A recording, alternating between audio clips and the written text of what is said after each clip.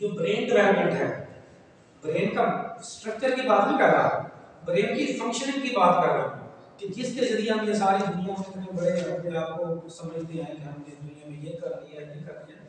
वो जो ब्रेन की डेवलपमेंट होती है, अच्छा आपको जो ब्रेन की डेवलपमेंट होती है 10% होती है, समझ आ रही है ना? यानी बच्चे को दुनिया की जो समझ है वो मैक्सिमम जो है एट बर्थ कर लें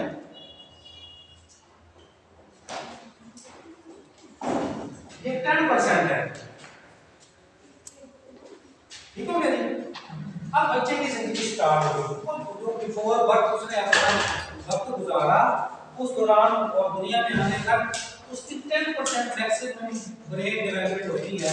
उस ब्रेन डेवलपमेंट में देखिए बच्चा दुनिया में आते ही मदर फीडिंग स्टार्ट कर देता है, ठीक है, और छोटे छोटे रिस्पॉन्स देने शुरू कर देता है। उसके बाद हम चले जाते हैं 6 ईयर, 6 ईयर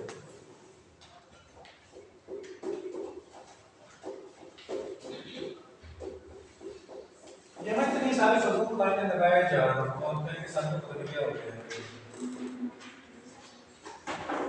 90% ब्रेन डेवलपमेंट कितनी हो जाती है 90% ब्रेन डेवलपमेंट हो जाती है। इसका क्या मतलब है कि एक बच्चे ने जो इंसान बनना है 90% उसकी पर्सनैलिटी डेवलप हो जाती है 6 ईयर में। 6 साल की उम्र में बच्चे की शख्सियत ऑलमोस्ट जो इंसान उसने बनना है वो बन जाता है और बाकी सारी जिंदगी फिर 10% बस। अब कौन सा पीरियड क्रिटिकल है दुनिया में जिंदगी में, और हमारा यही बच्चा जो है गली मोहल्ले में फिरता है और अगर स्कूल में भी आ जाए तो उसके लिए भी वही गली मोहल्ले वाली बात है। अब इस बात को समझें कि जिस उम्र में अल्लाह बच्चे को या इंसान को इल्म दे रहा है, ब्रेन डेवलपमेंट का यही मतलब है ना कि जिस उम्र में अल्लाह इल्म दे रहा होता है इंसान को, अंडरस्टैंडिंग उसी वक्त चाहिए होती है, 10 साल बाद चाहिए होती है कि जो काम की समझ आपको जिस टाइम इल्म आपके पास हुआ उसी टाइम आपको उसकी समझ आएगी, उस इल्म का आपको फायदा होगा। अगर उस इल्म का फायदा आपको बाद में बताया जाएगा उस इल्म का फायदा किसी नहीं हो सकता। इसका मतलब जिस पोटेंशियल के साथ अल्लाह इंसान को दुनिया में भेजता है उस पोटेंशियल को अगर मैक्सिमम हासिल करना है तो ये एज है, इस एज तक हासिल करेगा। इसीलिए प्री प्राइमरी जो क्लासेस हैं वो दुनिया की सबसे इंपॉर्टेंट क्लासेस हैं और उसमें अगर आपने बच्चे को इग्नोर कर दिया, घर में इसलिए इग्नोर होता है कि घर के पेरेंट्स हैं, ठीक है ना, हाउस वाइफ नहीं है, माँ के पास टाइम नहीं है, वो बच्चे को स्कूल में भेज देते हैं। तो इस स्कूल का मतलब है स्कूलिंग नहीं है बच्चे की, बच्चा डेवलपमेंट के लिए आ रहा है, बच्चे की जो डेवलपमेंट हो रही है उसकी अंडरस्टैंडिंग के लिए आ रहा है और उसकी अंडरस्टैंडिंग के लिए आपके पास किताबें।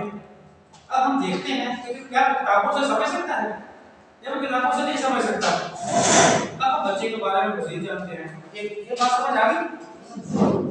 अच्छा अब बच्चा आ गया 2 साल की उम्र का, छोटे छोटे सेंटेंस बोलने शुरू कर दिए, ऐसे है ना नॉर्मली एक बच्चा जो है वो 2 साल की उम्र के बाद जो है वो 2 वर्ड 3 वर्ड सेंटेंस जो है वो बोलता है, ऐसे है। और 3 साल की उम्र 3 साढ़े 3 4 साल की उम्र में बच्चे को स्कूल में प्री स्कूलिंग के लिए प्राइमरी नर्सरी के लिए भेज दिया जाता है। उस एज में जो बच्चा समझता है वो सिंबॉलिकली समझता है, कुछ भी उसकी जो अंडरस्टैंडिंग होती है ऑब्जर्वेशन के हिसाब से वो सिंबॉलिकली होती है। मिसाल के तौर पर आपके पास प्राइमरी में आया बच्चा, आपने कहा 1 2 3 4 और 5 10, ठीक है ना, और आपने जो है 2 दिन के बाद क्लैपिंग करवा दी, देखो बच्चे को 10 तक काउंटिंग आ गई है, जबकि उस उम्र के बच्चे को ये पता ही नहीं है कि ये होता है, ये पता ही नहीं है कि 5 होता है। उसको 5 सिंबल के जरिए समझा हो रहा है, वर्ड की समझ नहीं आ रही बच्चे को। उस उम्र में अल्लाह ने बच्चे को सलाहियत ही नहीं दी, ठीक है ना, जो आपकी दुनिया में लैंग्वेजेस बनी हुई हैं उनकी अल्फाबेट समझने की अल्लाह ने बच्चे को सलाहियत ही नहीं दी कि वो अल्फाबेट को समझ सके। वो कैसे समझता है? सिंबॉलिकली, कि उसको पता है ये पिक्चर है, ये 2 की उसके जहन में क्या बनेगी, पिक्चर बनेगी। 3 की क्या बनेगी, डिजिट नहीं बनेगा।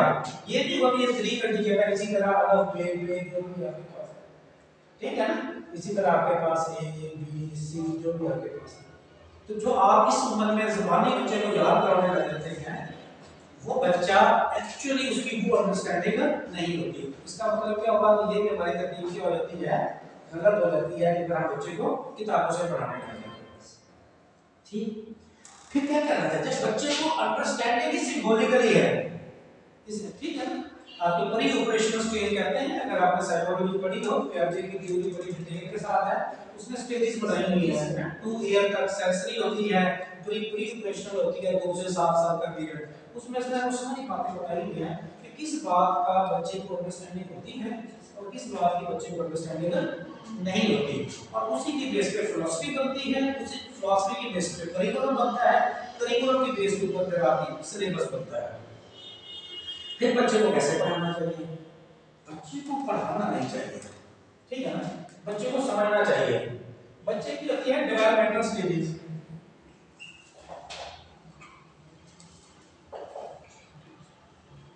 अब डेवलपमेंटल स्टेजेस में क्या है, डेवलपमेंटल स्टेजेस में 3 डेवलपमेंट होती है, ठीक, कौन कौन सी,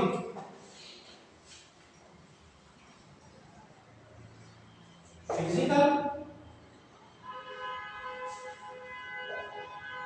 कॉग्निटिव, सोशो इमोशनल डेवलपमेंट, ठीक है।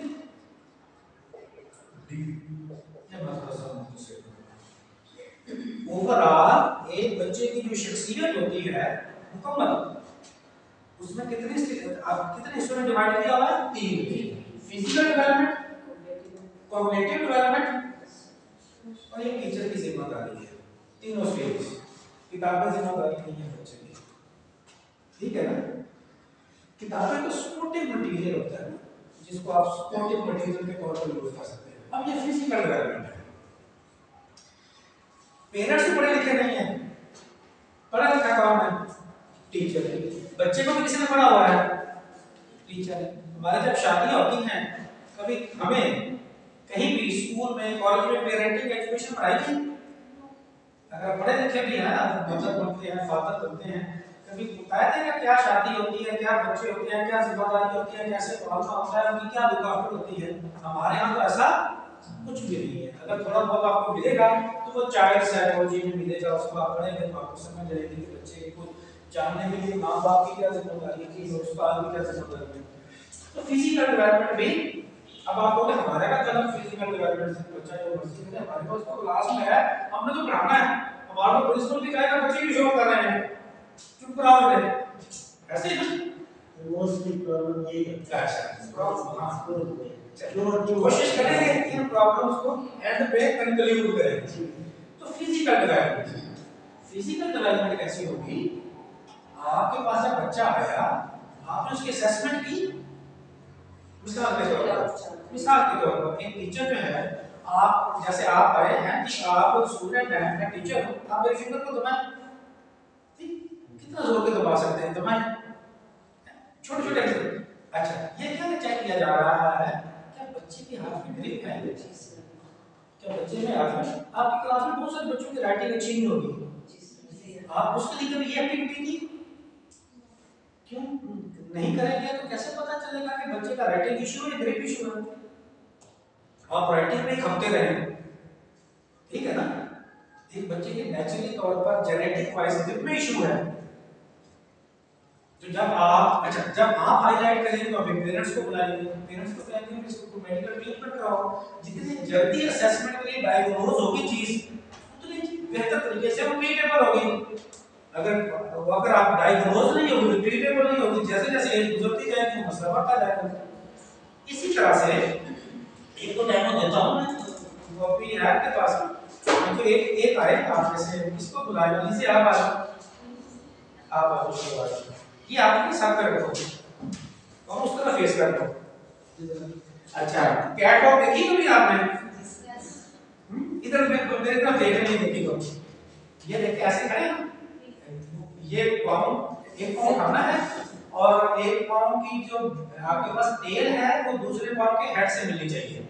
ऐसे पाँव नहीं रखना, ऐसे पाँव रखना है, ठीक है ना?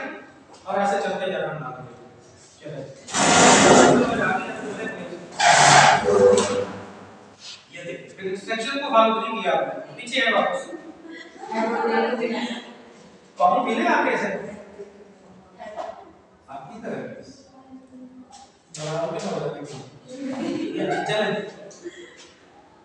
ये देखिए पाँव आपने पाँव एक पाँव की जब दूसरे को उठाना है तो पिछले पाँव की हेड से मिलना चाहिए वो पाँव। हाँ ऐसे चले। हाँ ये वो चले वापस आ जाए। और कोई वॉलंटियर कौन करना चाहे जो कहे कि मेरे बैलेंस जो है ना बॉडी का वो बहुत अच्छा है। हाँ जी देखो बाकी को पता है आई एम चैलेंज लेकर जी कुछ लोगों को इसमें क्या ये है ऐसे ऐसे ऐसे चलो करें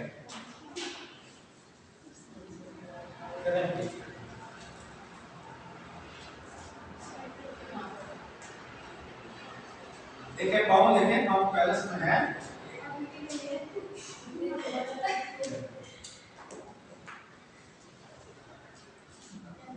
हाँ जी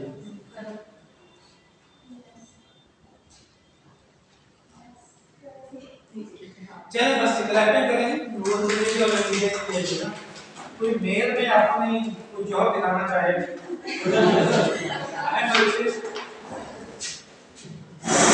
डिस्क्रिमिनेशन ना हो जाए ना बाद जी प्लीज हाँ जी बाद में सभी लोग पाव नहीं मिल रहे बहुत टेढ़े हो गए चले आ रहे स्क्रैपिंग करेंगे थैंक यू। ये है कि बैलेंस एक्टिविटी फिजिकल के दो डेमो मैंने दिए हैं बाकी आपको बहुत सारी एक्टिविटी दी जाएगी।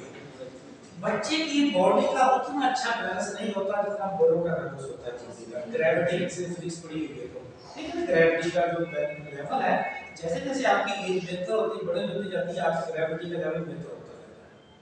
अब जब आप बच्चों से एक्टिविटी करवाएंगे ना पहले तो खैर बड़े आराम से कर लेंगे तो जब बड़ों से नहीं हुई ठीक है ना तो उसका मतलब ये है कि थोड़ा सा बॉडी इम्बैलेंस है हमारी दूसरी प्रैक्टिस नहीं है।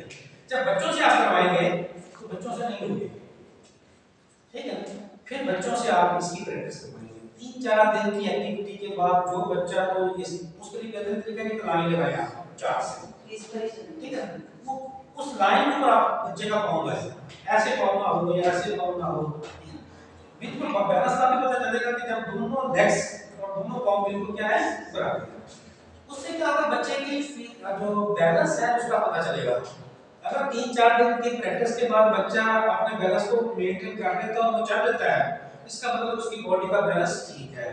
अगर नहीं है तो पेरेंट्स को बुलाएं और उनको कहें कि अपने बच्चे की जो है प्रॉपर असेसमेंट करवाएं तो उसका फिजिकल एग्जामिनेशन जो मेडिकल ट्रीटमेंट के हवाले से डॉक्टर साहब और टीचर ने तो जस्ट डायग्नोज करना होता है। तो ये थोड़ी सी एग्जांपल थी आपके पास फिजिकल डेवलपमेंट के हवाले से इसी तरह क्योंकि आप ये बड़ी गौरव के लिए भी इसीलिए मैं कहता हूँ सारे बैठे हैं कि अक्सर आप देखेंगे कि हमारे ऐसे रिमोट एरियाज में राइटिंग बहुत बड़ा इशू है और स्कूल में समटाइम टीचर्स भी हायर नहीं करते अलग से राइटिंग के लिए तो उसमें ये लाजमी देखें कि प्रॉब्लम्स को जो आप फेस करते हैं उसकी रीजंस पे जाएं उसके सॉल्यूशन पे ना जाएं। अच्छा टीचर बनना है तो प्रॉब्लम की रीजन पे जाएं जब प्रॉब्लम के रीजंस पे जाएंगे और उस रीजंस की बुनियाद पर सॉल्यूशन फेस करेंगे तो आप बहुत अच्छे टीचर बन जाएंगे ठीक है और सही तरह से बच्चे को ट्रेन करेंगे। हमारे पास वो प्रॉब्लम्स होती है और उसका सॉल्यूशन होता है शॉर्टकट है ना प्रॉब्लम सॉल्यूशन शोर कर रहे हो कोई चुप कर जाओ अब आवाज आई तो खैर नहीं है ठीक है ना लेट क्यों आते हो राइटिंग तो खराब है ठीक है ना पढ़ाई में नंबर क्यों कम आए हैं मैंने तो सारा पढ़ा दिया फिर बदले बच्चे क्यों पढ़ते हैं ये से सारे वो हमारे अपने ही एक्सक्यूजेस हैं जो हम अपने आप को जस्टिफाई करने के लिए देते हैं और लोग इसको नहीं मानते। आपके पास वो रीजन तलाश की कि जो आपके पास प्रॉब्लम आया बच्चे का इसको एक्शन रिसर्च कहते हैं ये दुनिया में प्रैक्टिस होती है। पाकिस्तान में 2009 से लॉन्च है कि हमारे मुल्क में वो टीचर बन ही नहीं सकता जिसे एक्शन सर्च करनी नहीं आती, यानी जिसको प्रॉब्लम्स की रीजन फाइंड आउट करनी नहीं आती। और वैसे जितनी बच्चे मेहनत करते हैं उस मेहनत का तो है। और जैसे मैंने कहा आप उसको गिनती याद करवा दी, ये कोई कमाल नहीं है बच्चे को कि गिनती आपने याद करवा दी है, याद करवाने से क्या हो गया, उसकी अंडरस्टैंडिंग नहीं है। वो तो अमेरिका में जैसे मुल्क ने भी कोशिश की थी कि हम क्या करते हैं बच्चों को दुनिया के बच्चों से ज्यादा अच्छा करने के लिए ना प्ले कार्ड बना के उनके सामने कर उनकी मेमोराइजेशन करा दो। जब उनका असेसमेंट हुई वो बच्चे जीरो निकले और उस दुनिया में अब फिनलैंड के एजुकेशन दुनिया में सबसे टॉप पे है, अमेरिका भी चौथे नंबर पे जो इतना डेवलप कंट्री है। तो कभी भी जिस पैटर्न में अल्लाह ने बच्चे को पैदा किया है, इंसान दुनिया में आता है, जब तक वो माशरा उस बच्चे को वैसे लेके नहीं चलेगा ना तो बच्चे की बहुत सारी सलाहियतें ज़ाया हो जाएंगी।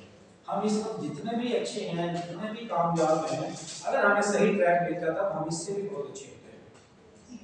अच्छा, फिजिकल डेवलपमेंट समझ आ गई। अब आ जाते हैं कॉग्निटिव डेवलपमेंट। जो बच्चा 6 साल की उम्र तक का बच्चा जो है, जिसे प्री स्कूलिंग का नाम देते हैं, ये बच्चा ज़बान नहीं समझता। जैसे मैंने आपको प्याजे का एग्जांपल दी ना, ये प्री ऑपरेशनल स्टेज है, इसमें बच्चे की एब्स्ट्रैक्ट थिंकिंग डेवलप नहीं होती। नेचुरली तौर पर अल्लाह ने ये सलाहियत ही नहीं दी बच्चे को कि वो बात समझ सके जो उसने देखी नहीं है। ये अल्लाह ने बच्चे को, तो फिर हम कौन से फिलोसोफर आ गए कि हम बच्चे को कहें कि यहाँ पे याद करवा के बताएं, बच्चे की तैयारी करवा के दिखाएं। एक चीज अल्लाह ने दी नहीं अभी हमारे मसले में देखो ना, 7 साल की उम्र तक बच्चा क्या है, मासूम है, ऐसे ही है ना, उसे अच्छाई और बुराई का पता नहीं। क्यों नहीं है? क्योंकि वो अब्स्ट्रैक्ट नॉलेज है। हमारा दीन कई सौ साल पहले का हमारे पास आया और हम उसके ऊपर बिलीव करते हैं। कब? 7 साल की उम्र के हमारे दीन में भी ये बात डायरेक्शन क्लियर है। और इसी तरह से हमारे ये जितने भी इंटरनेशनल स्टैंडर्ड है एजुकेशन के, उन्होंने यही से ये बात निकाली हुई है। लेकिन हम जो है उससे उल्ट जब चलेंगे उस प्री स्कूलिंग का कोई फायदा नहीं है। जब बच्चे के पास 7 साल की उम्र तक एब्स्ट्रैक्ट नॉलेज की सलाहियत ही नहीं है तो फिर जितना मर्जी किताबें पढ़ाते रहे फजूल है। उसके लिए एक टीचर जो भी लफ्ज मुंह से निकाले क्लास में, उसके लिए मटेरियल का होना जरूरी है। बस सादा सी बात। जिस चीज का मटेरियल क्लास में नहीं आ सकता ना उसको पढ़ाने की जरूरत नहीं है। और मटेरियल के लिए टीचर स्किल्ड होना चाहिए कि हर चीज बाजार से नहीं आएगी, हर चीज बाजार से नहीं आएगी। मिसाल के तौर पर बच्चे को शेप का कंसेप्ट देना है, आप सब कहते हो रियाजी बड़ा मुश्किल है, समझ ही नहीं आती क्योंकि हम पढ़ने पढ़ाने लग गए रियाजी को। रियाजी तो लॉजिक है, रीजन है, ठीक है ना, ये तो मामलात है रियाजी, उस तरह से समझना था समझाना। अब आपको शेप को समझाने के लिए कोई बाजार से मटेरियल लाने की जरूरत नहीं है। आपको असेंडिंग और डिसेंडिंग चीजों को समझाने के लिए आपको बाजार से चीजें लाने की जरूरत नहीं है। डिफरेंट कलर्स की पहचान करवाने के लिए आपको बाजार से चीजें लाने की जरूरत नहीं है। ये चीजें सारी आप लो क्लास और नो क्लास के साथ अपनी क्लास में तैयार कर सकते हैं, प्लस कुछ मटेरियल। कोई भी अदारा उस वक्त तक सपोर्ट नहीं कर सकता, भी नहीं रख सकता जब उस क्लास का टीचर स्किल्ड ना हो, ठीक है ना। अगर टीचर स्किल्ड नहीं होगा तो प्रिंसिपल या अदारे का सरबराह वो कमरा ला के भर दे, उसका कोई भी फायदा नहीं है। टीचर डिमांड करके दे, मुझे ये चाहिए, इस कंटेंट के लिए चाहिए, इस सिलेबस के लिए ये चाहिए, इस एक्टिविटी के लिए मुझे ये मटेरियल चाहिए, और फिर बैठ के प्लान करें कि हम अफोर्ड कितना कर सकते हैं और चीजों को बना कितना सकते हैं। तो सादा सा ज्यादा टेम नहीं जाता। कॉग्निटिव डेवलपमेंट के लिए, बच्चे की लर्निंग के लिए कोई भी बात विदाउट मटेरियल नहीं होनी चाहिए। उसके लिए मैं थोड़ा सा खाका आपको दे देता हूँ कि मटेरियल के लिए ना आप पार्टीशंस करके हम देंगे। मिसाल के तौर पर मैं कहता हूं कि आप इस कमरे के 6 कोने बना लें, इस कमरे के 6 कोने बना लें और इस 6 कोने में वो सब कुछ ला के रख दें जो दुनिया जहान का बच्चे के इर्द गिर्द होता है। अब वो 6 कोने कौन से होने चाहिए? एक बना लें सादा सा, ये कोना होम का, क्या बना लें? होम का, और उसके ऊपर लिख दिया आपका क्वार्टर का मतलब है कि आपका ग्राउंड भी इतना है और ये आपकी दीवार भी इतनी जगह पे हर में जो भी चीज होती है हमारे कल्चर के हिसाब से वो वहां पे रखते हैं। तो जरूरी कि पहले दिन लाकर आते हैं, लेकिन ये से रखे वो असल चीजें नहीं लाकर रखते नहीं, जैसे चूड़ी है असल लाकर रख दे, शीशे में गिलास है वो लाकर आते हैं अनब्रेकेबल, ठीक, चाहे वो गत्ते की बनाए चाहे वो प्लास्टिक की खरीदे, जैसे भी दोनों में से जो भी चीज अफोर्डेबल हो सकती है उस तरह की चीज जो बच्चा घर में 2-3 साल देखता रहा है वो आप यहाँ पे ला दो। बच्चे का घर यहाँ पे आ गया, ठीक है, उसके बाद बच्चे को कहें इसमें क्या नहीं है, इसमें क्या नहीं है, तो बच्चा बताएगा आपको कि क्या नहीं है या क्या इसमें आ सकता है, या वो बताएगा मेरे घर में ये भी है ये भी है ये भी है, आपके घर में तो ये नहीं है, ठीक है ना, ये जिसका घर होगा ना बच्चों के लिए बनाया तो उसने बताया कि ये कुछ है। इसी तरह से एक कोना बना ले वर्ल्ड अराउंड अस का, जिसे साइंस का नाम कह लें, आसान है, टेक्निकल जुबान में कहना है तो साइंस का कॉर्नर कह लें, हैं, और प्रॉपर वर्ड है तो वर्ल्ड अराउंड अस। एक बच्चा अपने इर्द गिर्द जो भी चीज देखता है, जो भी उसकी ऑब्जर्वेशन है, और जो भी मटेरियल वाली चीज होती है वो साइंस कहलाती है। ये तो पता ना, जो भी चीज मजबूत रखती है वो क्या कहलाती है, दुनिया जहां की जो भी चीजें होती है इससे कहता नजर कि वो कौन से हमारे कल्चर के हिसाब से हमने लानी है ना, लेकिन चीज लेकर आए वही कुछ तो आपने पढ़ाना है, किताबें खोल के देखें। अब मैंने आप लोगों से पूछा ना जब कि आपने तारुफ में साथ कोई खाने की चीज लगाई, आप लोगों के जहन में कुछ भी नहीं आया, ऐसे रिस्पांस इतनी एक्टिव होती है फिर भी, ठीक है ना, वो ले जाएंगे। वजह क्या होती है कि परसेप्शन बड़ी वीक हो जाती है कि जब हम मटेरियल के बगैर चीजों को जब समझते हैं तो मेमोरी कम हो जाती है। अब देखें कि आपको कितनी खाने की चीजों के नाम आते होते हैं, जब अपने नाम के साथ के अल्फाबेट का नाम ढूंढने पड़ गए तो मौत पड़ गई है कि कैसे पता चलेगा कौन से है, एक ही आ रहा है, यहाँ मैं फ्रूट की कंडीशन लगा देता या वेजिटेबल की लगाता और पास कर देता, ये कंडीशन लगा देता एक और तुम्हें एक ही आना चाहिए उसके बाद दूसरा आना चाहिए, तो जबकि आप सोचें आप कितने नाम आते हो थोड़ा सा बैठ के सोचें, इंस्टेंटली नहीं आएगी। इसका मतलब क्या होगा, इसका मतलब ये हुआ कि जिस उम्र में हमें इल्म होना चाहिए था चीजों का उस वक्त नहीं हुआ, बाद में हम याद करते रहते हैं, जो याद करते रहते हैं अचानक से फिर हमारे जहन में नहीं आता, ठीक। अच्छा आगे बात समझ, ज्यादा टाइम में मैंने ज्यादा कॉग्निटिव डेवलपमेंट जो होनी है वो बगैर मटेरियल एक वाला पागल आप बना ले साइंस का, एक बना ले लैंग्वेज का, ठीक है ना, इंग्लिश की है उर्दू का है, उसमें जो भी चीज रखे उसको टाइटल दे दे, यानी वहां पे जो आपने चीज रखी उसे टाइटल नहीं दिया, यहाँ पे जो चीज रखी टाइटल नहीं दिया, ये वाली भी सारी चीजें ये वाली भी सारी चीजें यहाँ पे आ सकती हैं लेकिन विद टाइटल। बच्चे की जस्ट इमेजिनेशन डेवलप होनी है ना, बच्चा उस वर्ड को तस्वीर की सूरत में याद करेगा, तो उसे ये पता चलेगा इसे ये कहते हैं इसे ये कहते हैं इसे ये कहते हैं, कि जो भी चीज पढ़ी होगी उसको टाइटल मिल जाएगा, उसके लिए वो बना दे। एक बना दे लाइब्रेरी कॉर्नर, बुक्स ये नहीं है कि इस सिलेबस वाले रखिए, ठीक है, बच्चों की बहुत सारी कैरेक्टर बुक्स मिल जाती हैं, और बच्चे आजकल आपको पता है टेक्नोलॉजी वाले बच्चे हैं और ये बड़े कैरेक्टर उनके जेहन में होते हैं, और इस उम्र का बच्चा कैरेक्टर को वैसे ही समझता है जैसे हम जिंदा लोग हैं ना, बच्चा कैरेक्टर को भी जिंदा लोगों को शुमार करता है, वो ये नहीं समझता कि ये आपके पास जो है वो एनिमेशन है, ये इस तरह के बच्चे के में कोई स्केच नहीं होता, वो जो बीन कह ले वो आगे वाक्य कह लेगी वो कहता है चीजें हैं जो भी है, तो वो उसको कैरेक्टर को भी लाइव थॉट के तौर पर समझता है। तो आप क्या करें, आप बच्चों 2000 बुक्स लाकर उस तरह के रखें जिस तरह का ट्रेंड चल रहा है, और उससे बच्चा तस्वीरें देखता जाएगा और अपनी कहानी समझता जाएगा। लिखी हुई कहानी नहीं रखनी है, तस्वीरों वाली कहानी रखनी है, और फिर बच्चों से पूछिए आपको किस तरह की कहानी पसंद है, किसी के घर पे हो सकता है आप अपनी पसंद की कहानी भी ला सकते हैं यहाँ पे। जब बच्चा अपनी कोई चीज लाकर जिस कॉर्नर में रखेगा उसमें अपनी मलकियत भी शो करेगा, क्योंकि बच्चा रियलिस्टिक होता है, बच्चा आइडियलिस्टिक होता है, रियलिस्टिक नहीं होता।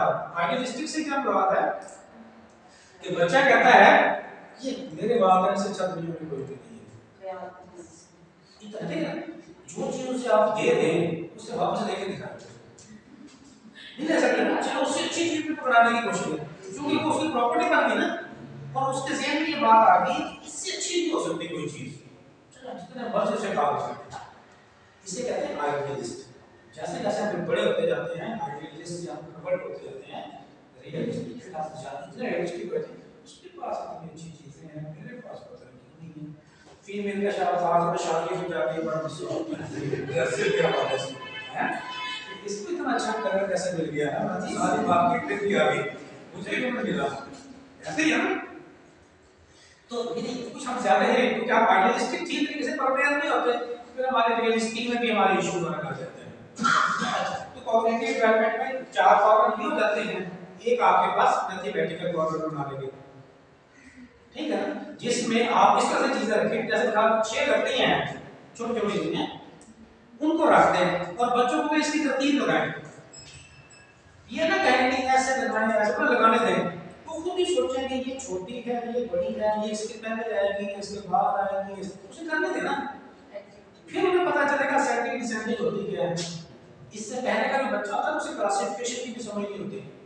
मिसाल के तौर पर एक बोतल है ना, बीकर की जैसे बोतल है और इधर जग आ जाता है, ठीक है ना, यहाँ से बोतल से पानी खोलता हूँ और जग पे डाल देता हूँ, तो मैं कुछ बाद में पूछता हूँ और जग से पानी निकालता हूँ और इसमें डाल, बच्चे से पूछते हैं इससे पहले कि जिसमें पानी ज्यादा था, वो कहते हैं बोतल में ज्यादा था हाइट के हिसाब से, जग में थोड़ा सा था।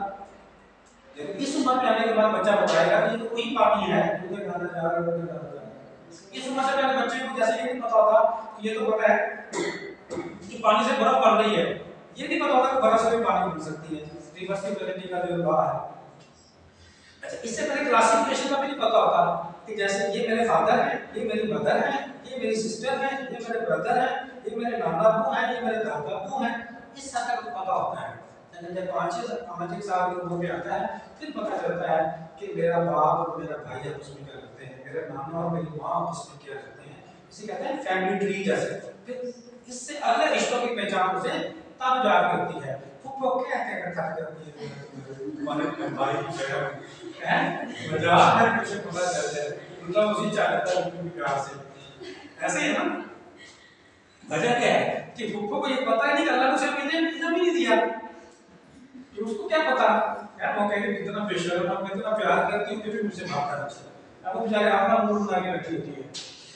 तो ये वाला जो कांसेप्ट है ये तभी समझ आएगी जब कॉग्निटिव डेवलपमेंट की समझ आएगी। इस तरह से आप 5-6 कॉर्नर आपने अलग-अलग बना के उसमें ये सारी चीजें एक जगह वाली दूसरी जगह पे इस्तेमाल हो सकती हैं, सिर्फ और सिर्फ आपने उस जगह के हिसाब से बनाना है, ठीक है। अच्छा, इस तरह से सामान रखने से आपके कमरे को भी कुछ नहीं होता, आपके कमरे की आप ग्राउंड इस्तेमाल ना करें, आप कॉर्नर इस्तेमाल करें, ठीक है। छोटे छोटे वो आप बना शीट्स के थोड़े से स्टेप्स बना सब चीजें रखने के लिए आपको क्या वहाँ पे आराम से चीजें आ भी सकती हैं। तो बस टीचर जो है इनकी छुट्टी वैसे पहले हो जानी चाहिए, घंटा 1.5 घंटा, और टीचर की छुट्टी नहीं होनी चाहिए, टीचर उसके बाद जो है उस कमरे की मेंटेनेंस करके ब्लॉक लगा के जाए और उसके बाद उसी तरह उसकी सफाई हो जाए, अटेंडेंट भी साथ हो, ताकि जब दूसरे दिन बच्चे आए तो उसके आने से पहले जो है वो रेडी हो और टीचर ही आके खोले उसकी जिम्मेदारी, तो ये सबसे ज़्यादा बेहतर है। या वो जो आपने मेड रखी होती है स्कूल के लिए उसको इन क्लासेस के साथ अटैच करना टीचर के साथ। अच्छा, ये कोऑपरेटिव डेवलपमेंट हो जाती है। तीसरे सोशल डेवलपमेंट पहले अलग हुआ करती थी, इमोशनल डेवलपमेंट अलग हुआ करती थी। फिर अब जो लेटेस्ट तहकीक आई है उसके मुताबिक सोशल इमोशनल डेवलपमेंट इकट्ठी कर दी है। इमोशनल इमोशंस से ताल्लुक है ना, जैसे हम छोटी छोटी बात पर रोने लग जाते हैं, दुखी हो जाते हैं, जल जाते हैं चीजों को देख के, ऐसे ही है ना, कुछ शर्म काम भी होते हैं, ऐसे ही है ना। तो अच्छा, ये किनसे हो रहे हैं आप, जिनसे ये सारा कुछ हो रहे हैं। इमोशंस पॉजिटिव भी होती है नेगेटिव भी होती है। नेगेटिव जैसी, ठीक है ना, अनप्लेयर होना है, फियर होना है, ऐसे ही है ना, एंगर होना, गुस्सा होना, ये नेगेटिव इमोशन है। पॉजिटिव है एंजॉयमेंट, ठीक है ना, आपके पास जो है प्लेयर, हैप्पी, ये सारे। अच्छा, इनका ताल्लुक किसके साथ है, सोशल के साथ। सोशल में आपके अपने लोग, और आप अपने लोगों के साथ अच्छा सोचते हैं या दिल में अच्छा नहीं सोचते हैं। सबसे ज्यादा आप क्या है, सब आप खुद देखें कि आपकी इमोशंस हेल्दी हैं या अनहेल्दी हैं, और वो किसके साथ होनी है, अपनों के साथ होनी है। उनको से मैंने क्या निकाल देगा, या बाजार में आप जाएं तो जितना मर्जी अच्छा प्यार और भेदभाव हमें क्या लेना देना, तो जितना मर्जी अच्छा है अपना स्टेटस शो कर रहा हमें क्या लेना देना, अपने से ही है, ठीक है ना। और अपना बड़े शौक से आके अपनों भी बताता है कि मैंने ये अचीवमेंट कर ली है, उसे क्या पता है अपने से जल जाएगा, ठीक है। तो ये सोशल ये बताने का मकसद यही है, इस उम्र में डेवलप करनी है सोशल डेवलपमेंट इस तरह से कि इमोशन हेल्दी हो। जब उस उम्र में इमोशन हेल्दी डेवलप नहीं किए जाते, कंपटीशन को जेलसी में कन्वर्ट कर दिया जाता है, गुस्सा जो है बदतमीजी में कन्वर्ट कर दिया जाता है, ठीक है ना, प्रेशर सोशल प्रेशर को फेयर में कन्वर्ट कर दिया जाता है, तो फिर आपकी इमोशंस हेल्दी नहीं रहती, इमोशन हेल्दी नहीं रहते, तो आपके रिश्ते अच्छे नहीं रहते, ठीक है। तो बच्चे की जो सोशलाइजेशन है पहले घर में होती है, सबसे पहले पेरेंट्स से, उसके बाद अपने फैमिली मेंबर्स से, उसके बाद बच्चा घर से बाहर निकल कर अपने गली वाले से, उसके बाद स्कूल में आ गया अपने फ्रेंड्स के साथ, पीयर ग्रुप के साथ, और उसके बाद बच्चा 6-7 साल की उम्र के बाद आता है, फिर उसकी सोशलाइजेशन बाहर में आती है। 7-8 साल के बाद बच्चा दोस्तियां बनाने की तरफ जाता है। इस उम्र 6-7 साल की उम्र तक बच्चे की सोशल डेवलपमेंट को ये भी टीचर नहीं करता है, डेवलपमेंट में काम नहीं करेंगे। अब उसकी मिसाल मैं आपको देता हूँ। आप जो एज ए टीचर बच्चों का जो की ब्रेक करते हैं उस वक्त उसको खाना देते हैं, कितना उस खाने की लुक आफ्टर करते हैं आप लोग और कैसे करते हैं, या आप अपने खाने को देते हैं क्या करते हैं? हाँ जी लगता है। आपसे बताने का मकसद तो ये है कि हम अवेयरनेस बच्चे के खाने या यहाँ आपने क्या करना है, बच्चे की सोशलाइजेशन डेवलप करनी है, उसके लिए उन बच्चों के साथ ध्यान ओपन करवा दो। टीचर को पता होता है कि कौन सा बच्चा किस फैमिली बैकग्राउंड से आया है, किसका लंच अच्छा होगा, किसका लंच अच्छा नहीं होगा।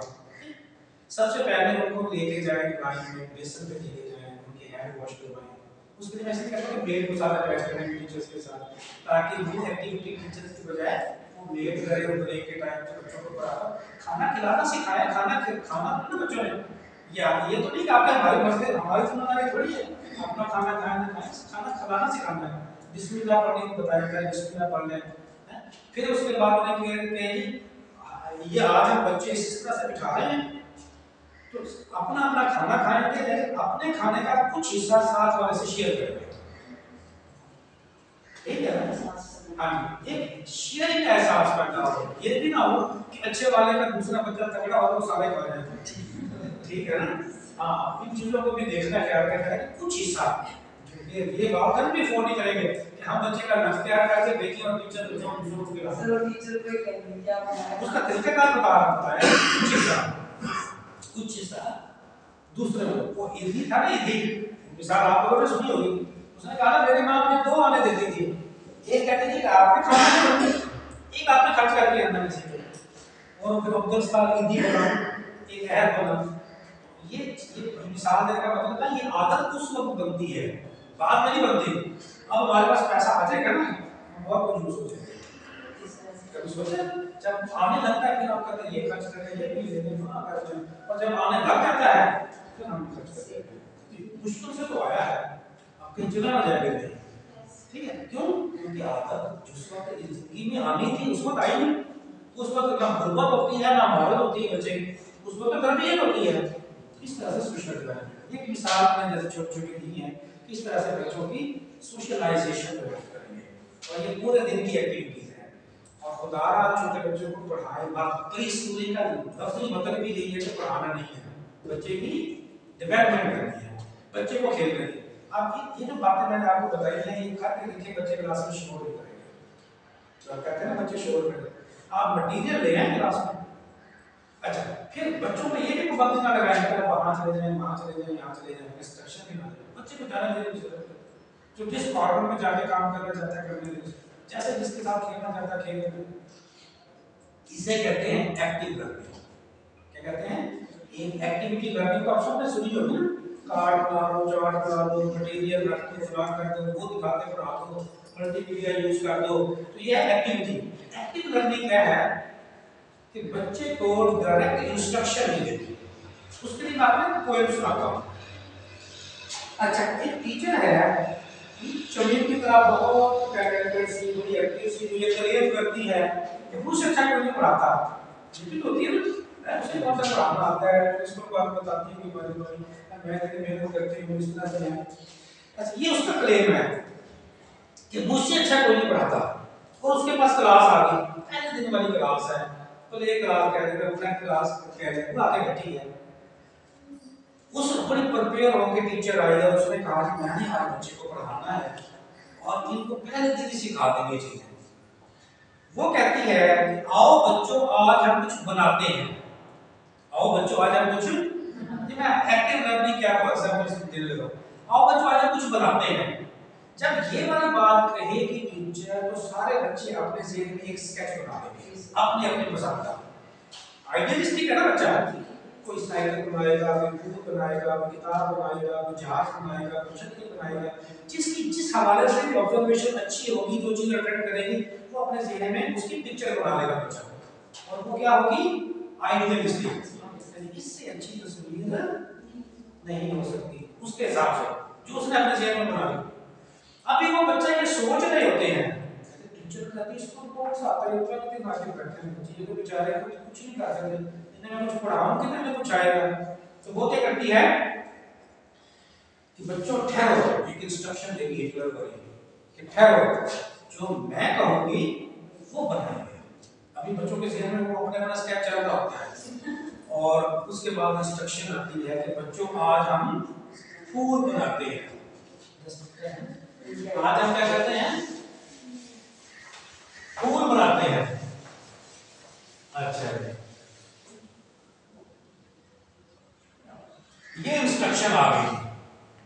जब ये फूल वाली इंस्ट्रक्शन आई, क्योंकि टीचर को तो पता है कि जो मैंने फूल बना के दिखाना है बच्चों को नहीं बनाना आता, उनको पेन भी नहीं पकड़ना आता, उनको कुछ भी नहीं करना आता, और वो कहते हैं ये फूल बनाते हैं। अब जो बच्चे जिनके ज़हन में फूल नहीं था वो क्या करेंगे, तो आपके इंस्ट्रक्शन से ना जैसे ये अपने नाम का वो, अच्छा जो उनके ज़हन में स्केच है, जिस चीज को उसका इल्म है, जब वो वर्ल्ड ही उसके सामने नहीं आया, वो बच्चा उस एनवायरनमेंट से, उस कंपटीशन से क्विट कर गया,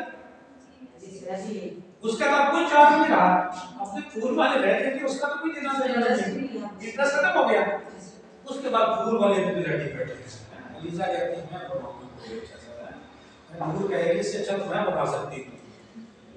अभी ये कि आपस में लड़ाई चल रही होती है, तो टीचर की फिर ना एक इंस्ट्रक्शन आती है, ठहरे, जो फूल मैं कहूँगी वो बनाना है, और वो आपके पास क्या होगा, गुलाब का फूल, ठीक है। अब गुलाब का फूल, जो फूल वाले हैं वो सारे गुलाब वाले तो नहीं है, किसी को तो गुलाब पसंद नहीं है, गुलाब लवर और हो सकते हैं, चमेली लवर और हो सकते हैं, किसी के आपके पास एस्थेटिक जो ब्यूटी हर इंसान की नेचुरल तौर पे डिफरेंट होती है। अब एक हिस्सा तो पहले क्लास का गायब हो गया, एक हिस्सा और चला गया क्लास का, अब बच गए कौन से, गुलाब वाले। अभी गुलाब वाले एक्टिव बैठे हैं कि आप गुलाब बनाएंगे और बहुत अच्छा बनाएंगे, और है इस जैसा कोई भी नहीं बना सकेगा, लाभिया कहेगी है अमरीन को कौन सा बनाना आता है, मैं बना के दिखाऊंगी। अब ये गुलाब वाला चल रहा होता है, तो टीचर की इंस्ट्रक्शन फिर आती है, ठहर जाओ, अभी ऐसी हरकत नहीं करनी आप लोगों ने, पहले मैं बना के दिखाऊंगी,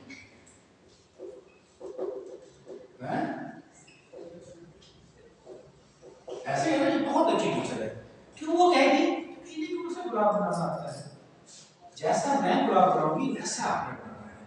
और फिर वो ऐसे जो है ना अपनी तरफ से जो भी है वो पॉइंटर उठाती है, अपने फनकार सारी नोट बना देती है। वो जो बच्चे गुलाब वाले होते हैं वो पेंसिल निकालते हैं, कागज निकालते हैं, और वो टीचर वाला फूल कागज पे बनाने लग जाते हैं। आइडियलिस्टिक होते हैं, और साथ ये भी कह जाते हैं देखते हैं कि हमारा फूल तो टीचर के फूल से बहुत अच्छा, हमारा फूल तो यहाँ से बच्चे की पढ़ाई का आगाज हो जाता है, यहाँ से बच्चे की कौन सा फूल क्या पड़ता है, टीचर वाला, बच्चे वाला फूल रुक गया वहीं पे। अगर उस दिन बच्चे को फूल बनाने दिया जाता है या उनकी पसंद की चीज बनाने दी जाती थी, 100% था कि जो उनके ज़हन में वो कागज पर नहीं बना सकते, ना उन्हें लिखना आता है, उन्हें डिजाइन नहीं मार सकते, लेकिन कुछ दिन की प्रैक्टिस के बाद उनका मूड बनने लगेगा।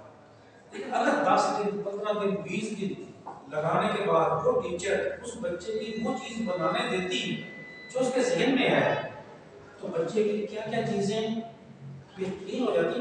प्रॉब्लम सॉल्विंग बच्चे की बेहतरीन हो जाती, क्रिटिकल थिंकिंग बेहतरीन हो जाती, क्रिएटिविटी बच्चे की बेहतरीन हो जाती, बच्चा सेल्फ लर्नर हो जाता, बच्चा चीजों को ऑन करने लग जाता और बच्चे की सेल्फ स्टीम बढ़ जाती और उसके बाद फिर बच्चे को आप रोक नहीं सकते।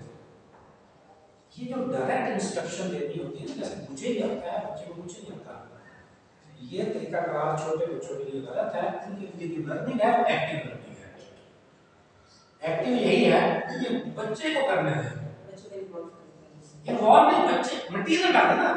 आप ऐसे ज्यादा काम नहीं है कि बच्चे ने उसके साथ कैसे खेलना है। मैं मिसाल देता हूं, और ये है डस्टर, किस लिए रखा है क्लास में? साफ करने के लिए। अगर बच्चा उठ के इसको काम को लगा के हेल्पो कैसे हो ठीक हो बैठ, आपको ये देखो कहां से उठेगा, ये तो मैथमेटिक्स और किस इलाके के पास नहीं हो, इनको ये नहीं पता बच्चों को कि ये डस्टर है, इसको भी इन्होंने मोबाइल फोन में आपको समझ नहीं है और फोन रखो रखो इसे, ये तो डस्टर है साफ करने के लिए। ऐसे क्या करेंगे ना, ऐसे ही ना, क्योंकि बच्चा से गलत इस्तेमाल कर रहा है। इसको कहते हैं मैनिपुलेट करना, कि चीज जिस मकसद के लिए बनी है बच्चा उसे वैसे इस्तेमाल नहीं कर रहा है। बचपन सारे पाकिस्तानी कौम में जुगाड़ू है, चीज बनती किसी और मकसद के लिए, इस्तेमाल किसी और। ऑटोमेटिक मशीन जो है वो ये जो टुकड़े होने वाली होती है आजकल से की बड़ी डिमांड करती है, सारा खाती है, बाजार से लेते तो पता चलता है रेट क्या है, हां वही सुनाने वाली आपको बैठे हैं। तो मैंने एक परसों देखे थे बेगम को, तो वो मुझे कहती कैसे इस्तेमाल करना, मैं अपनी कुलीग से पूछूं मुझे क्या पता। अच्छा, उन्होंने कहा ये ऑटो है, सॉफ्टवेयर डिटेक्ट करता है, यहाँ पे डिटर्जेंट डाल दें, यहाँ पे लिक्विड डाल दें और जितनी क्वांटिटी पानी की चाहिए होगी वो दे दें।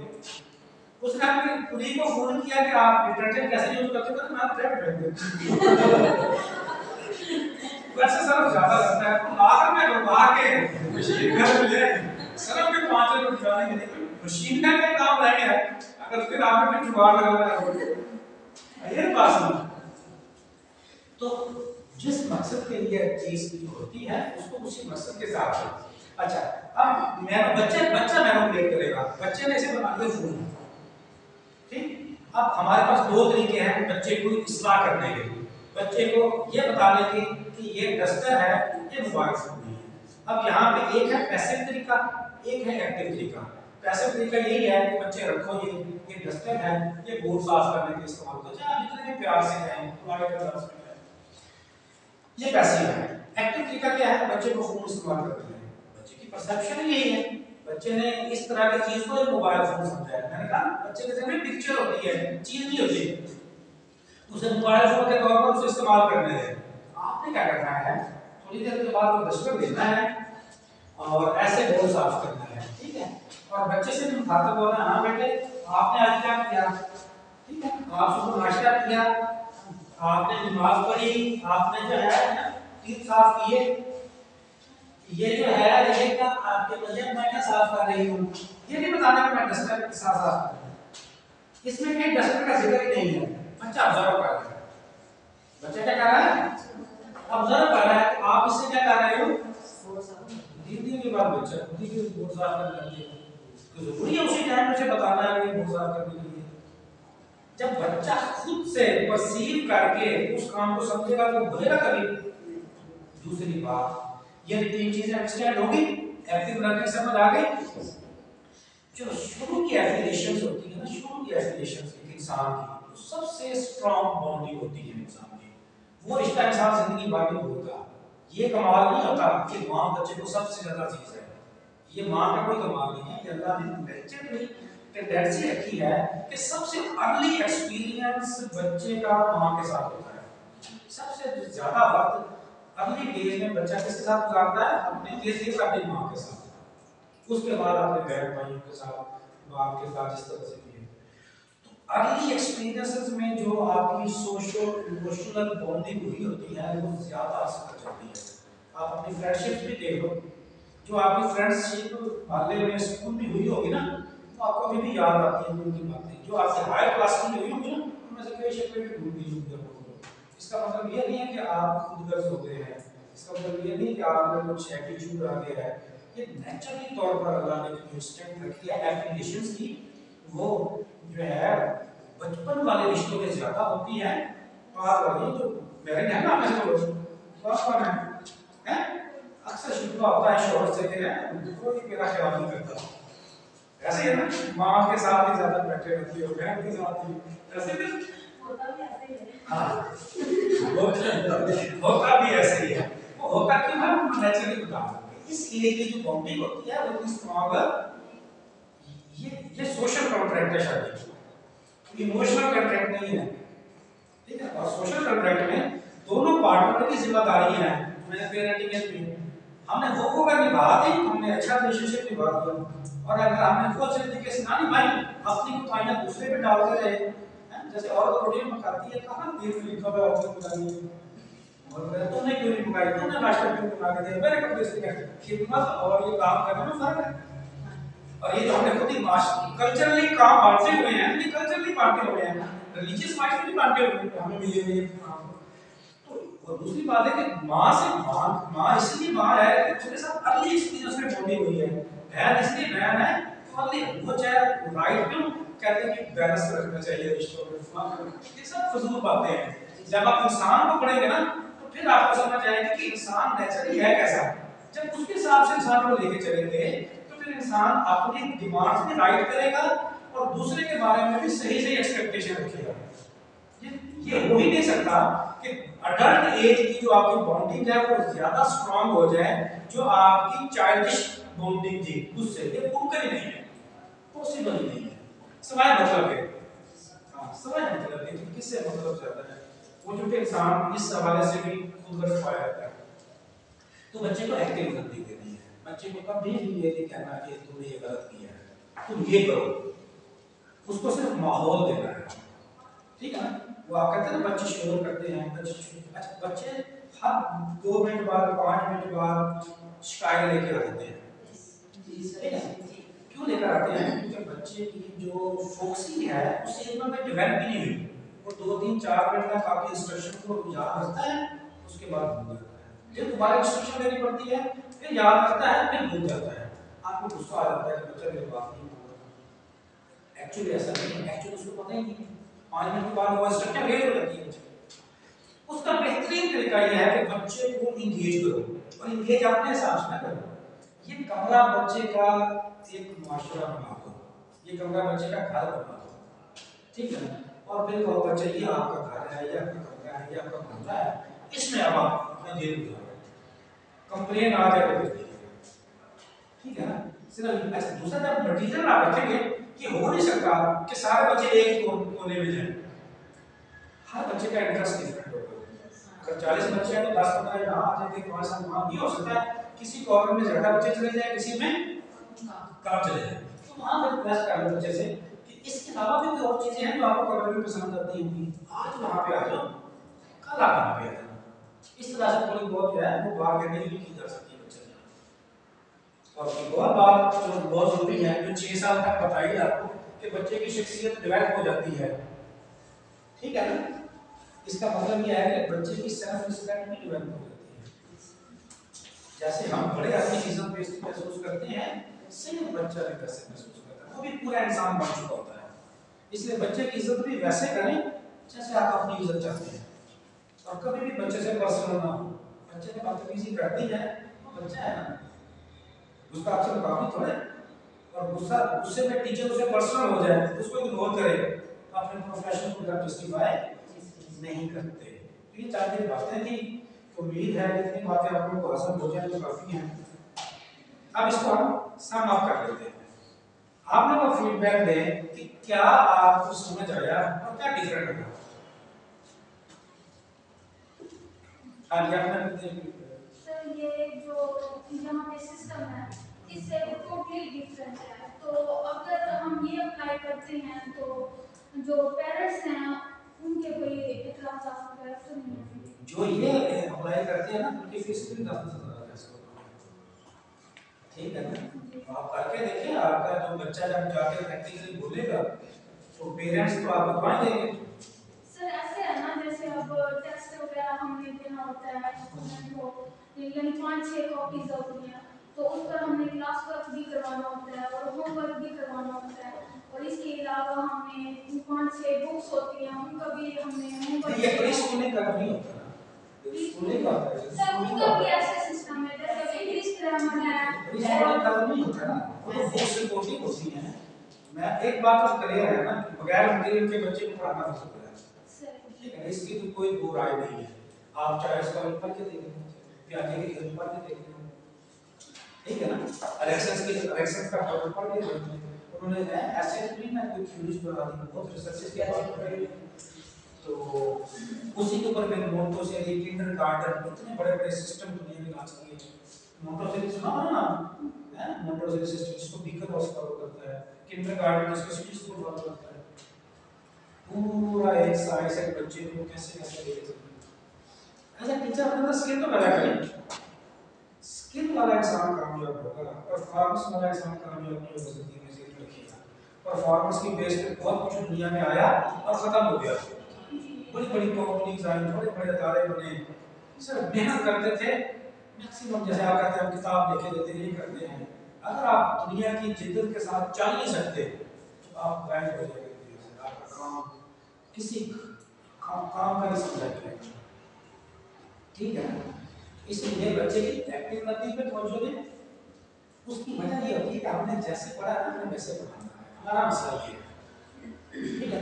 अब आपको कहना कि आप खुद में ये अपनी चीजें अप्लाई करें कि आप पैसिव हो जाए और बच्चों को एक्टिव कर दें, आप इसकी अवेयरनेस तो आ जाएगी, आप इसे प्रैक्टिस भी कर सकते हैं, क्योंकि प्रैक्टिस आपने कब करी थी 6-7 साल की उम्र में, तब तो हो नहीं सकी। अब नहीं, मिसाल के तौर पर बहुत सारी बातें आपको एग्जांपल के तौर पर दे सकता हूँ। आप सबको पता है कि ये चीजें मेरे लिए जरूरी है, जैसे गुस्सा मेरे लिए अच्छा नहीं है, गुस्सा करते हैं, ठीक है ना, मैं डेली जो है मुझे अपने दांत साफ करके सोना चाहिए, ठीक है ना, लेकिन हम नहीं करते, इसलिए करते हैं कभी काम। हमें पता चला मीठा हमारी हेल्थ के लिए अच्छा, हमें पता है जब वॉशरूम से बाहर आते तो साबुन से हाथ धोने चाहिए। कभी भी मेजॉरिटी लोग जो है ये प्रैक्टिस अवेयरनेस है या नहीं है, सारी बातों का पता है, लेकिन प्रैक्टिस नहीं, प्रैक्टिस का नहीं है।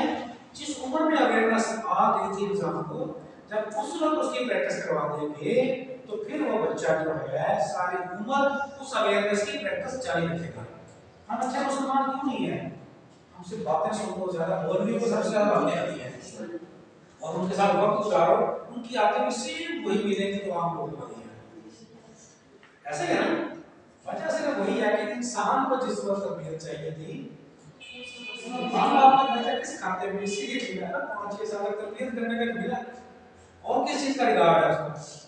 बाकी तो दुनिया में इंसान सर्विस देता रहता है, यही उम्र थी जहाँ पे बच्चे के ऊपर काम करना था, और उसी चीज का भी सिग्नल माशरा देता है, सोसाइटी देती है, दीन देता है, सब कुछ देता है कि वो आपकी सर्विस जो आपने प्रोवाइड करनी थी जिस एज में, और इंसान की बेहतरीन इंसान बना के पेश करना था, जब उस उम्र में आपने जाया कर दिया, खास तौर पे लाड़ प्यार में। एक और बात करना चाहूँगा जो हमारे यहाँ अक्सर प्रैक्टिस है, सबसे पहला थप्पड़ बच्चे को कौन मारता है, सबसे पहला थप्पड़ बच्चे को कौन मारता है,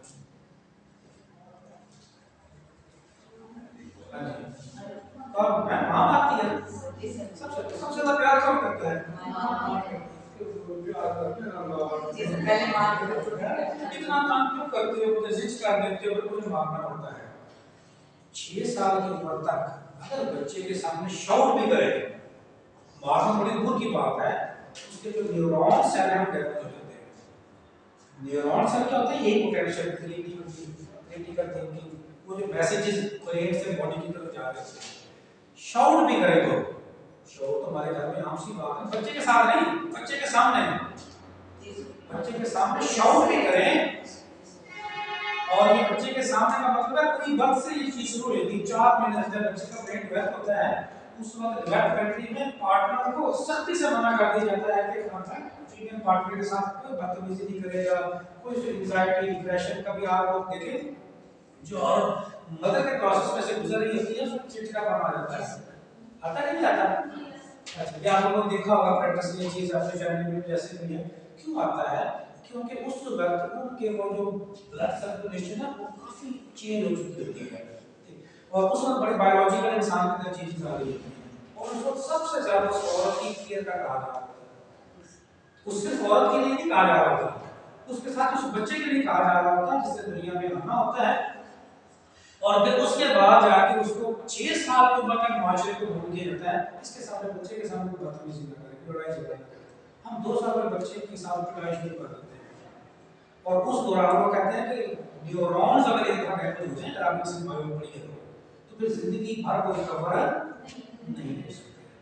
और हम लड़ाई झगड़ा गुस्से में तो बड़ी दूर की बातें हैं, प्यार में बच्चे को कितना दोबारा करते हैं इसका हमें अंदाजा ही नहीं है। और हम कहते हैं बच्चे कंट्रोल नहीं सकती से समझते हैं, प्यार करके देख लिया बच्चा बदतमीजी करता है, बदतमीजी नहीं कर रहा, उसमें एनर्जी बहुत है। हम तो थक जाते हैं ना, थोड़ा सा काम किया थक गए, थोड़ा सा बोलना थक गए, थोड़ा सा बच्चे के साथ खेले थक गए, शादी में लेट होती है, बच्चों को कॉल मारो है, तो ये सारे मसले हैं। लेकिन बच्चे में बहुत एनर्जी है, बच्चा तो अपनी एनर्जी कंज्यूम करना चाहता है, और उसके लिए बच्चे को आपको भी आपको नहीं बदतमीजी कर रहा है, वो टेंशन सीकर होता है, वो आपसे बात करना चाहता है, उसके शरीर में बड़े सवाल होते हैं, वो आपका मुंह पकड़ पकड़ के कहता है मेरे सवाल का जवाब, आप उसे इग्नोर करते हो। उस वक्त वो अपनी डिस्कवरी की जिंदगी के पीक पे होता है। आप तो यहाँ से स्कूल में आते हो और जाते हो, आपको बहुत सारी चीजों का पता है, आपको रास्ते में पूछे कि वो जो दूसरा प्लाट था उसकी दीवार थी या नहीं थी, आपको इच्छा बोली ऐसे है।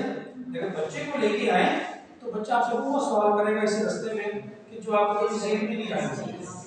अपनी परसेप्शन देखो, बाकी परसेप्शन होती है आप इर्द गिर्द की चीजों के बारे में आपकी ऑब्जर्वेशन कितनी कमजोर होगी, इसकी वजह से कमजोर होगी कि जिस उम्र में परसेप्शन को कंट्रोल करना था उस पर अब उसको काम नहीं होगा।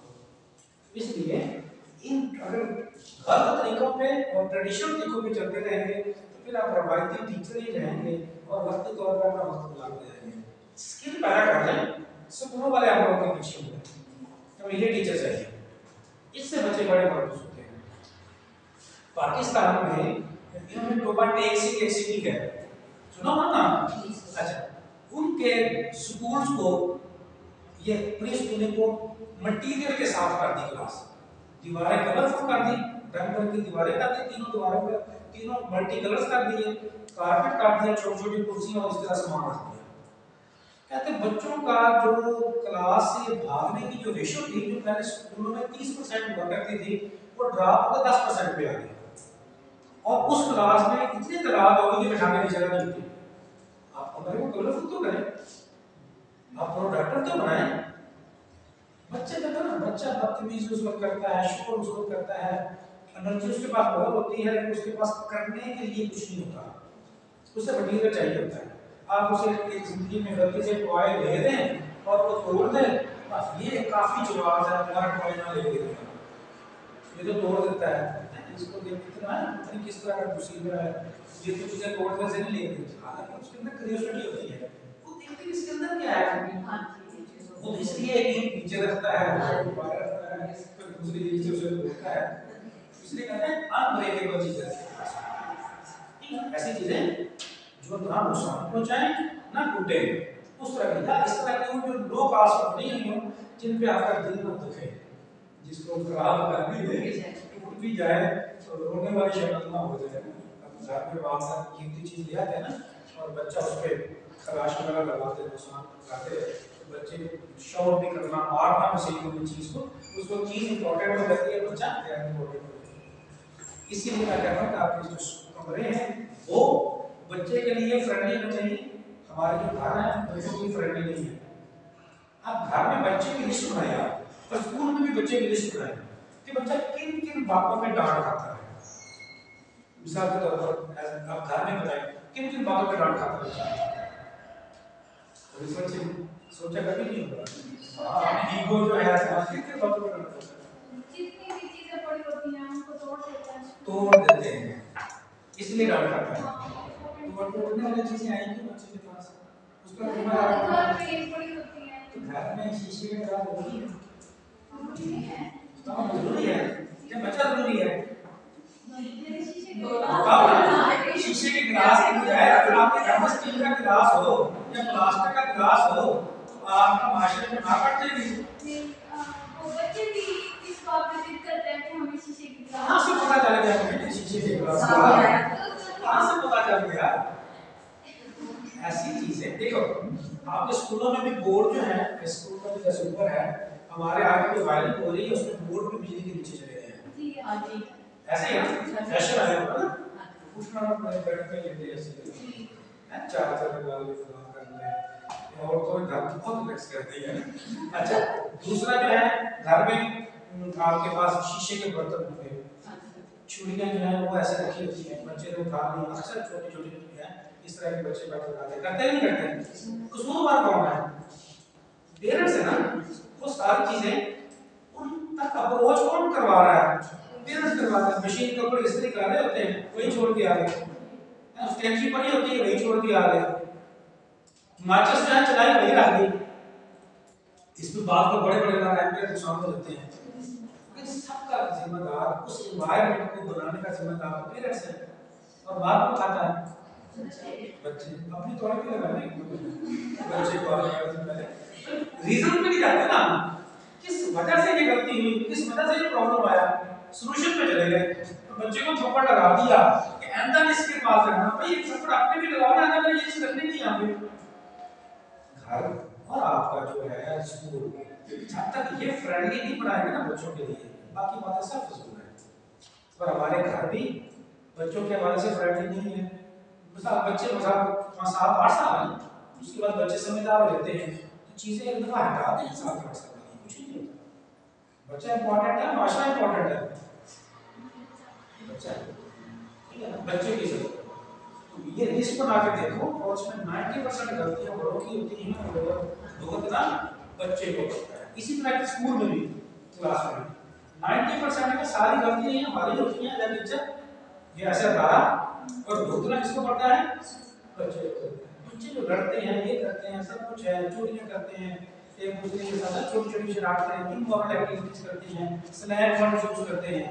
ये सब इसीलिए है कि आप उनको कोई एक्टिविटी नहीं देते। कहते तो है हमारा स्कूल 8 से 2 बजे तक है, 8 से 1 बजे तक, करवाते क्या हो भाई? बताओ भी तो सही ना। ये सारे दिन से कॉपी लिखते रहती बस, वो तो उसकी उम्र ही नहीं है।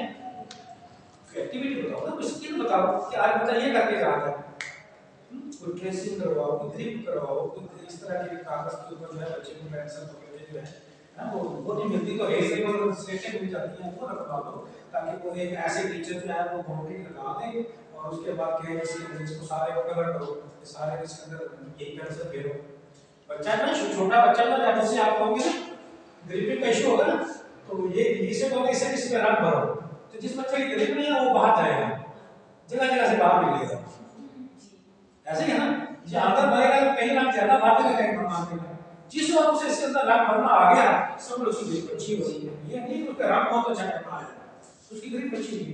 वैसे उसको समझाते रहो सारी जिंदगी, और नहीं ऐसे नहीं करते, ऐसे रंग करते हैं, ये क्या कर दिया, मैंने ऐसे सिखाया था, बस वैसे बच्चा ऐसे बोला।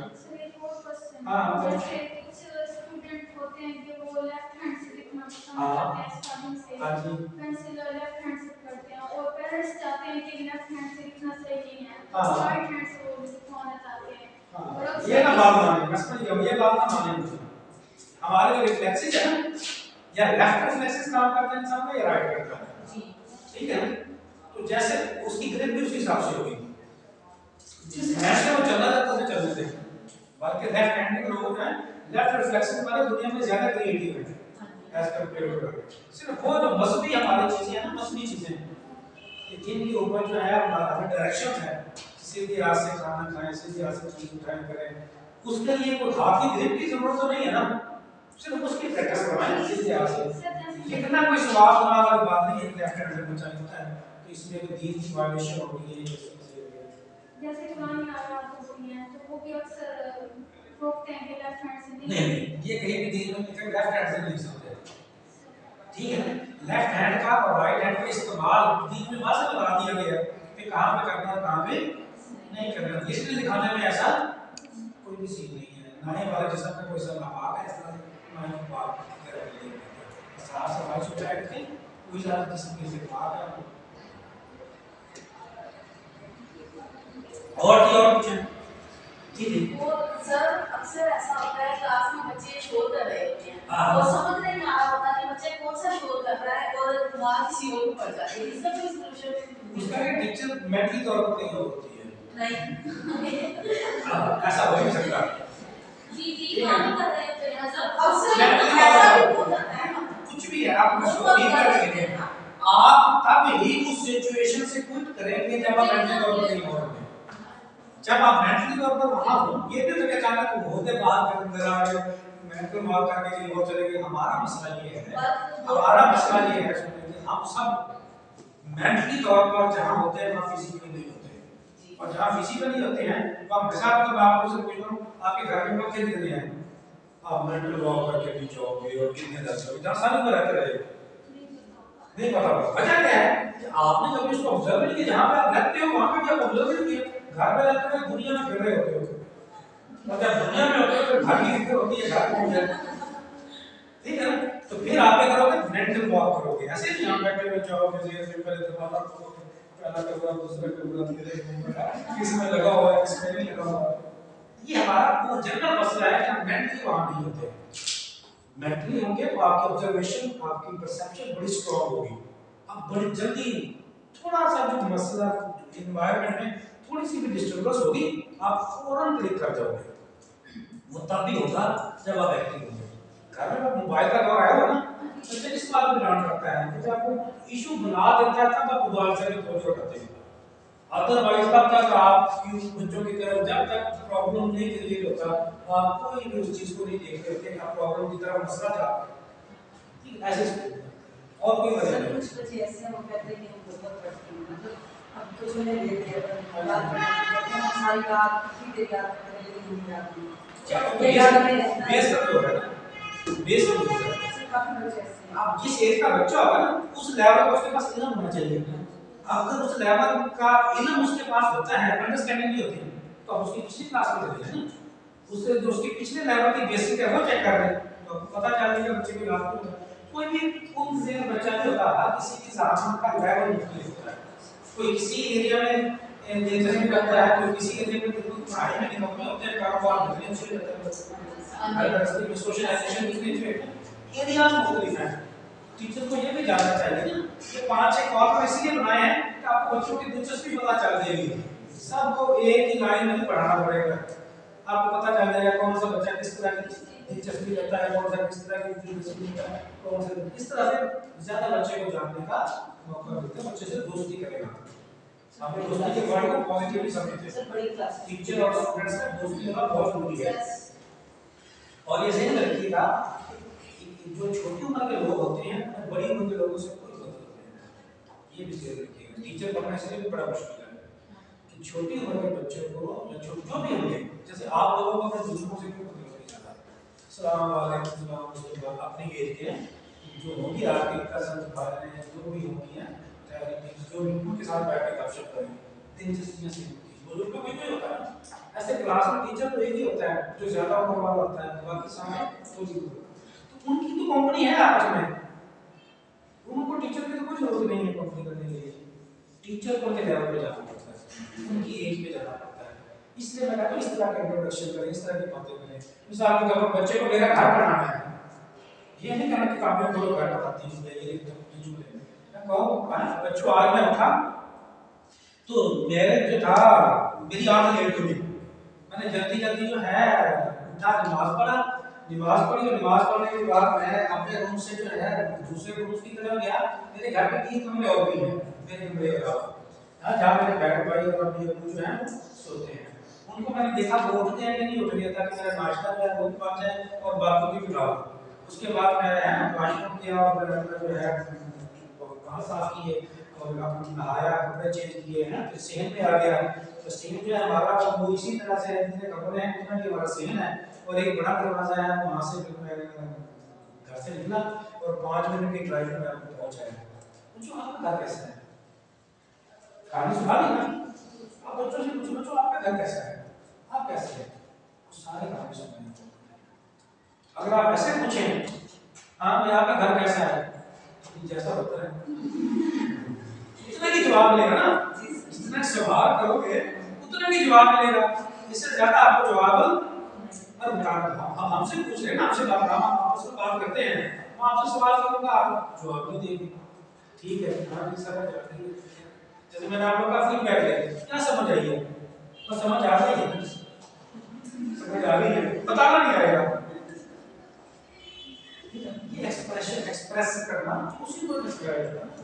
अब हम बोलते हैं जब हम एक्सप्रेस नहीं कर पाते ना, दुखी होते हैं और कहते हैं कि हमारे अपने खुद ही हमारे चेहरे पढ़ रहे हैं, उनको भी पढ़ने के लिए चाहिए ना, वो कहता है हमारा भी चेहरा नहीं पढ़ता, हम किसी का चेहरा क्यों पढ़ेंगे, ऐसे बूथा बना के फिरते रहेंगे, बूथे में बाल उतार, ठीक है ना, कि हाँ दो तरह के फेस होते हैं, एक मुंह होता है जो अल्लाह ने बनाया है और एक बूथा होता है जो हम बनाते हैं, ऐसे है ना, शीशा देखते हैं सब लोग, तो उस वक्त शीशे के सामने से नहीं हटते जब आपको बहुत प्यारे लगते हैं, खड़े रहते हैं, और जिस दिन आपको लगेगा बहुत प्यारे लग रहे हैं तो बार बार रहते हैं शीशे के सामने बात देखने के लिए, किसी एंगल से कभी तो नहीं रहेगी। तो वो एक्चुअली क्या है, अल्लाह ने हमारा फेस बनाया और अल्लाह ने जो फेस बनाया तो सबका फेस बहुत प्यारा होता है, ठीक है ना, जो मर्जी इंसान हो जब वो खुश होगा और अपने मुंह को लेके शीशे के सामने जाएगा वो उसको अपना आप अच्छा लगेगा, ठीक है, और उसके बाद जब उसका बूथा बना हुआ तब शीशे के सामने, अब देखें आप अपने आप को अच्छा लग रहे नहीं लग रहे, जब आप अपने आप को अच्छे नहीं लग रहे तो तब आप दूसरों को अच्छे कैसे लग सकते हैं, तो आप ये कहें कि हम बूथा बनाएं और दूसरे हमारे साथ वसीयत करें, एफिलिएशन करें, ये हो नहीं सकता, वो उल्टा क्या रहता है कि ऐसे मुसीबत होता है, इस तरह इंसान है जब भी क्या है वो आगे बैठ जाता है, तो जैसे कुछ बच्चे बैठे हैं महाराज की, तो इसलिए आप कोशिश करें जो चीज आपने डेवलप होगी तो बच्चों ने कर पाएंगे ना, नहीं भी डेवलप होते तो बच्चों में रखें, हेल्दी चीजें बच्चों में डेवलप करें ताकि फेस जो है वो फेस ही लगे, उसके ऐसे खतरनाक ना बने जो अनहेल्दी हो, और अनहेल्दी फेस जो है कभी भी लोगों को फैसिलिटेट नहीं करते।